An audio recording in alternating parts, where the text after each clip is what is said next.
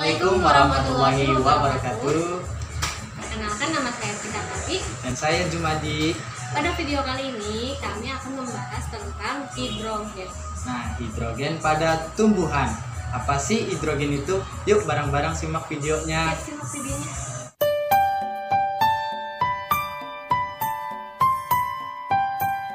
Harus memproduksi hidrogen. Hidrogen adalah unsur penting dan banyak digunakan sebagai bahan baku untuk proses produksi berbagai bahan kimia seperti amonia dan metanol. 55% produksi hidrogen dunia diserap dalam industri amonia dan 10% untuk produksi metanol. Hidrogen juga dibutuhkan dalam proses pemurnian minyak mentah untuk memproduksi bahan bakar minyak seperti diesel dan bensin. 25% produksi hidrogen dunia terpakai dalam industri ini. Penggunaan hidrogen juga telah diperluas sehingga telah dimanfaatkan sebagai bahan bakar kendaraan, termasuk bahan bakar untuk roket.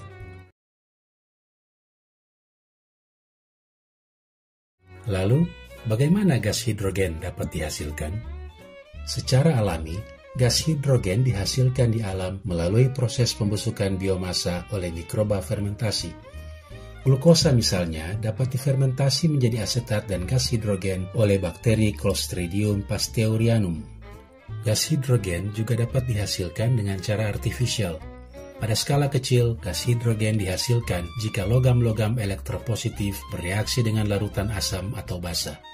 Logam aluminium misalnya menghasilkan gas hidrogen jika bereaksi dengan larutan basa panas.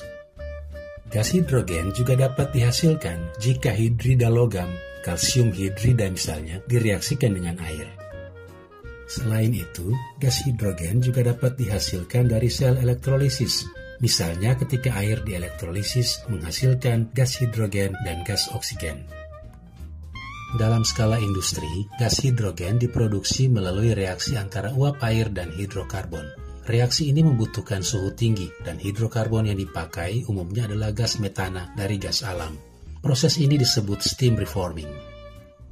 Jika hidrokarbon yang digunakan adalah batu bara atau kokas yang direaksikan dengan uap air untuk menghasilkan gas hidrogen, maka reaksinya disebut gasifikasi batu bara atau kokas. Reaksi ini membutuhkan suhu tinggi hingga 1000 derajat Celcius dan juga menghasilkan gas karbon monoksida. Gas karbon monoksida selanjutnya bereaksi juga dengan uap air dan menghasilkan lebih banyak gas hidrogen.